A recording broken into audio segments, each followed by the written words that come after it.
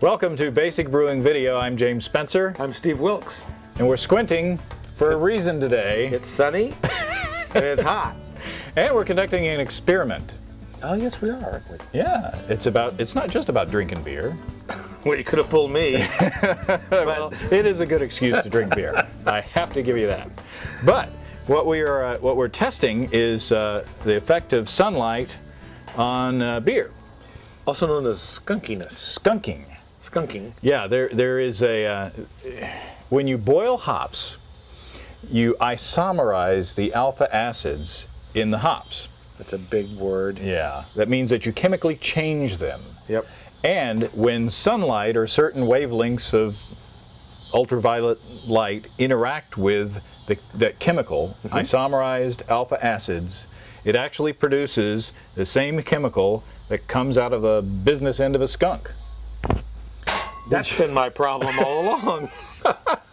which is why some beers actually smell like and taste like, well, I've never tasted a skunk, but it certainly smelled it. Well, we live kind of out in the country, and you know, when your dog gets sprayed by a skunk and then runs through the house, you get familiar with the smell. Now, it's my understanding that you can cleanse a dog of the smell of a skunk by washing it in tomato juice. So you're telling me that we could put tomato juice in this? We tried that, though, by the way. Not true. Didn't work. Email me if you need a recipe for how to get the dog. How to get the dog not stinking. But, okay, so here's what our experiment is today. We have this wonderful beer, Sierra Nevada Pale Ale. One of the best. That we got just down the street. And we have set 2 glasses of it. Test portions, unprotected, in the sun. For how long? And clouds.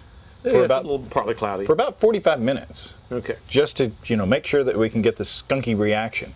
Then we have, at the same time, we set this bottle, this brown bottle of Sierra Nevada Pale Ale, right next to them to see what would happen. Because we have told people in the past, it's common practice that brown bottles are kind of like sunscreen for your beer. SPF 50. And if you're making homebrew, you know, people are encouraged to use brown bottles because it protects the beer more than clear bottles or green bottles. And if we're real scientists, we'd have green bottles and clear bottles, but this will act like a clear bottle. That's our clear bottle. Yeah, so we don't have the green bottles. Now tell me why I can buy Newcastle or Miller High Life in a clear bottle. It's not a white bottle. A clear bottle. Why can I do that? Well, I have read, and you know, I have no way to know personally if this is true, that beers like Corona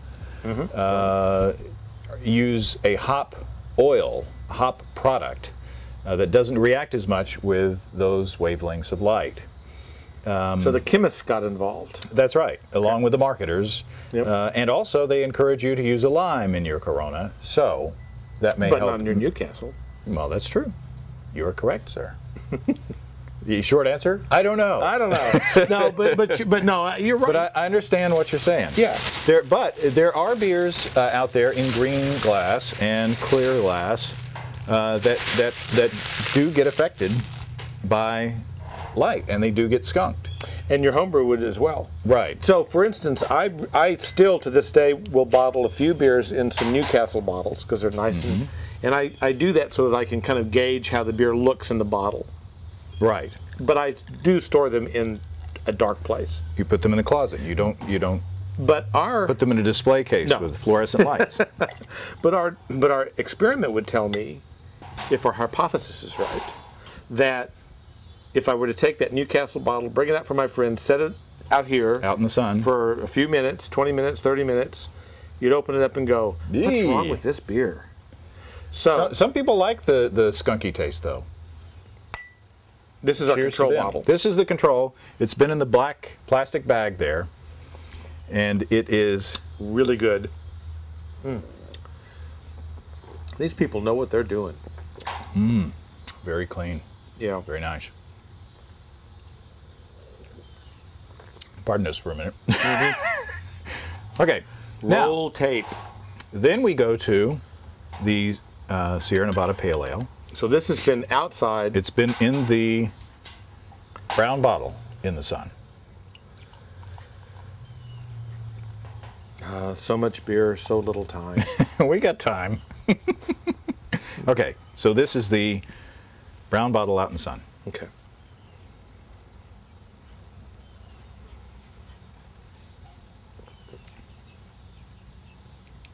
No difference. I'm not tasting any skunkiness. It's a little warmer, which may have a little flavor impact, but I'm not tasting skunkiness. No. It still tastes clean to me. The nose is, now the hops have opened up a little bit on the warmer beer, to me, but it's very clean flavor. There may be a minute difference. If there is, Boy, it's not much. Not much. Okay, now we put cellophane over these to keep the flies and bees out. So what we need to do is take a little smell. Now we learned this technique.